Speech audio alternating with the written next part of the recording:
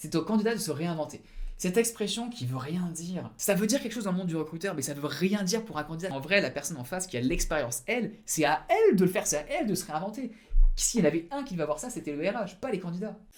Comment éviter les fins d'entretien gênantes? Comment éviter les petits blancs? Comment conclure en fait tout simplement quand tu as un entretien? Aujourd'hui c'est ce qu'on va voir avec une vidéo instruction mais aussi un peu divertissement. On va regarder un article de Welcome to the Jungle qui parle de ceci, notamment de tout ce qui se passe à la fin de l'entretien parce que voilà, tu parles, la conversation s'éteint jusqu'au moment gênant où tu te regardes dans les yeux avec le recruteur, avec les petits mots. Voilà.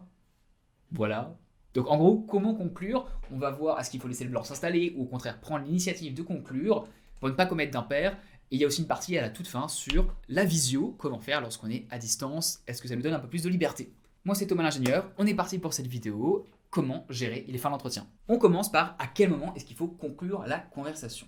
Voilà, le cœur du sujet, selon une règle tacite, c'est le recruteur qui mène l'entretien, donc cela signifie que c'est à lui d'arrêter l'entretien, sinon cela signifierait qu'il fait mal son travail.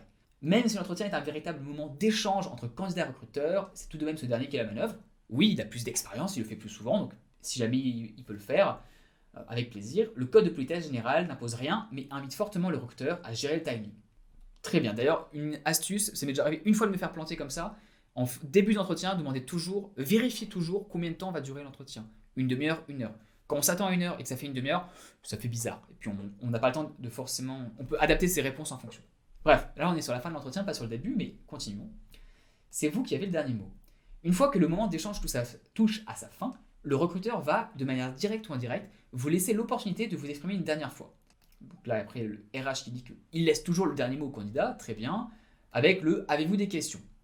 On va passer toute cette partie, puisque « avez-vous des questions ?» J'ai fait une vidéo dédiée, que je mettrai en fin de celle-là, qui répond à 9 questions à poser lorsqu'on vous demande « avez-vous des questions ?» J'ai déjà fait un sujet total. Le but de la chaîne, c'est de faire des vidéos sur des sujets qui sont nouveaux à chaque fois, ou en tout cas où on a un nouvel angle, donc je passe toute cette partie-là. Voilà, donc là on arrive à la toute fin, ne laissez pas passer cette opportunité de poser les questions, tout à fait d'accord, et on arrive au moment potentiel de blanc. Que faire? Normalement, à la fin d'entretien, chaque candidat est censé repartir avec une idée du planning à venir, délai pour relancer le recruteur, date de prise de poste, etc. Si ces informations ne vous ont pas été données, n'hésitez pas à les demander poliment, très bien, ça fait toujours partie des questions à poser. Par contre, en cas de flottement de la part du recruteur, ne prenez surtout pas l'initiative de clôturer l'entretien, cela serait mal vu. Je suis d'accord. Si à un moment donné, vous avez posé vos questions et qu'il y a un petit blanc, laissez-le durer. Ça peut me paraître bizarre, mais donnez-lui 10-15 secondes de plus parce que la personne en face de vous a l'habitude et va sûrement après 5-10 secondes faire « bon, qu'est-ce qu'on fait ?» Il va proposer une solution. Les gens, en général, ils n'aiment pas le silence. C'est normal, c'est humain. Donc si tu laisses un peu de silence, c'est pas grave, ça va pas te faire mal voir, vaut mieux laisser le silence que dire quelque chose de mauvais. Ça serait prendre la main d'une façon inappropriée pour le candidat. Je me dirais que le candidat n'est pas intéressé par le poste, dans ces cas-là, autant le dire tout de suite pour conclure l'entretien en bonne et due forme. Waouh, c'est un peu dur. Je pense que ça dépend vraiment de la forme dont c'est fait, c'est-à-dire que tu peux dire quelque chose pour donner à nouveau la main au recruteur. Par exemple, en tout cas pour moi, vous avez répondu à toutes mes questions pour aujourd'hui. On avait prévu que ça dure 1 heure, on semble être arrivé à la fin de l'heure. Est-ce que vous avez d'autres questions? Vous voulez qu'on continue? En fait, en disant ça, tu redonnes la main à un recruteur qui, normalement, va dire « Ah non, c'est bon, on peut arrêter. » Bon, par contre, madame Sophie Bellec, sûrement très sympathique au demeurant, je me dirais que le candidat n'est pas intéressé par le poste. J'imagine qu'elle fait référence, en fait, à des candidats qui vont dire « Bon, merci beaucoup, on va s'arrêter là. » Ce qui est pas très... C'est pas comme ça que ça se passe. Quid des entretiens en visio? Et si la crise sanitaire a bousculé les codes des entretiens d'embauche? Oui, on n'a plus de contact physique, voilà, c'est blablabla. Pour un entretien en visioconférence, la relation n'a vraiment plus rien à voir avec les entretiens physiques. Nous pourrions nous interroger sur le fait que cela puisse être au candidat de mettre fin à l'entretien. En tout cas, cela paraîtrait moins impoli que lors d'un entretien physique auquel le candidat a été invité ou reçu. Thibaut Perron, écoute, ce commentaire, absolument pas d'accord avec. La relation n'a plus rien à voir avec les entretiens physiques, absolument pas d'accord. Vous avez tous passé des calls avec vos parents, avec des amis à distance sur les applications.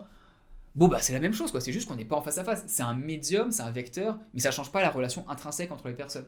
Là, c'est la même chose sur une visio. Ça va changer la dynamique, puisqu'il y aura potentiellement un peu moins d'informel, et encore, ça sera un peu moins chaleureux dû au médium, mais ça ne change pas la relation. Donc non, c'est pas moins impoli lors d'un entretien physique, absolument pas. C'est les mêmes règles. Dans le doute, abstenez-vous. Oui, si vous n'êtes pas convaincu, abstenez-vous dans tous les cas. Et quid de la poignée de main franche, très importante pour les recruteurs.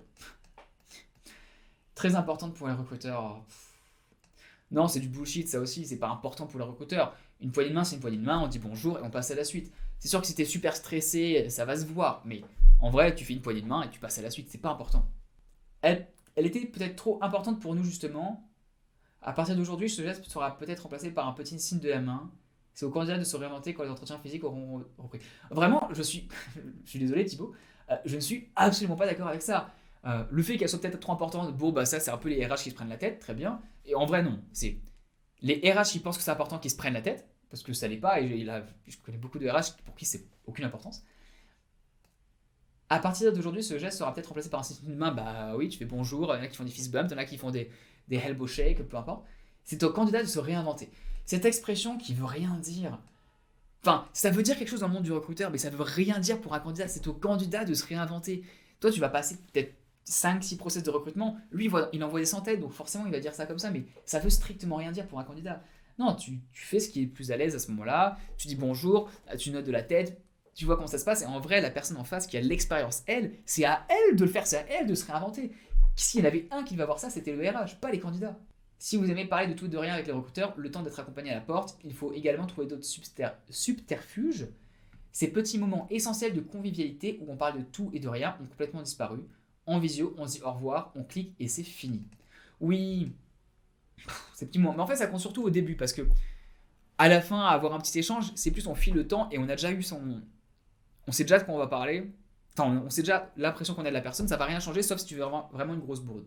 Donc, c'est pas important. Le vrai moment de convivialité, le vrai small talk, le badinage qui est important, c'est au tout début de l'entretien parce que là, tu connais pas l'autre, tu vas te mettre un peu plus en confiance, tu veux établir la relation. Et là, c'est cool de parler d'un peu du beau temps, de ce qu'on a fait la veille, de ce qu'on a fait dans la journée, à quel point les transports étaient bien, juste pour ramener cette confiture sociale, ce qui n'est pas le mot, mais ce lubrifiant social qui permet de donner un peu de naturalité à cette relation qui est non naturelle par essence, puisqu'on est à l'entretien. C'est très formel, on a un but, c'est de juger une personne et l'autre de juger l'entreprise. Donc on met un peu cette huile humaine avec ce moment de convivialité au départ. Mais à la fin, il ne sert à rien de toute façon. Donc on se dit au revoir, on clique et c'est fini. N'oubliez pas, en fait, en visio, vous dites, bon bah écoutez, je vous souhaite une très bonne journée. Au revoir. Et tu souris jusqu'à la fin, parce que c'est la dernière impression, tu ne veux pas être en mode, bon, où est-ce que je suis? Et tu dis pas tu fais pas un débrief mental, tu ne parles pas à toi-même à la fin de l'entretien alors que tu es toujours en visio. Tu souris jusqu'à la fin et au moment où tu cliques sur Stop Visio, tu regardes la caméra, tu vérifies, c'est bon, et là tu arrêtes et tu reprends ta vie normale. En tant que candidat, il vous sera difficile d'entamer une conversation informelle entre écrans interposés, mais saisissez la perche quand le recruteur vous l'attend à propos de vos hobbies ou tout autre sujet non professionnel. Oui, c'est vrai, c'est pas vrai. Au début d'une conversation, en vrai, tu peux le faire très bien. C'est bonjour, comment ça va, et au début. Mais au milieu, c'est un peu plus dur. Ouais. Vous avez beaucoup de travail en ce moment, c'est une journée chargée. Une chose est sûre, visio ou pas, il ne faudra pas oublier de dire au revoir en bonne et due forme, sans se presser. Je me demande qui c'est parce que ces conseils, je les trouve tellement déconnectés du réel et abstraits. Le profil LinkedIn qui ne dit pas grand-chose. Bon, en tout cas, sur cet extrait-là, qui ne le met pas forcément, d'ailleurs, qui fait pas d'ailleurs forcément son éloge, hein, c'est toujours des extraits choisis par la personne qui écrit l'article, donc il a pu faire une longue interview et on prend 2-3 mots qui arrangent la personne qui l'écrit, donc aucun problème. Hein.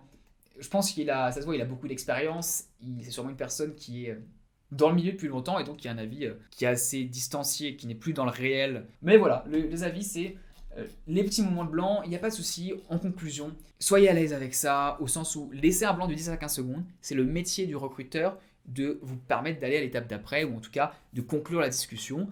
Ayez un grand sourire, surtout en visio, parce que c'est ça qui va laisser c'est là où vous pouvez vous faire avoir sur la toute fin. Et si vous voulez voir les questions qu'il faut poser en fin d'entretien, lorsqu'on vous pose la question, avez-vous des questions? Je vous renvoie vers la vidéo suivante, qui en a 9 qui pourraient vous être utiles.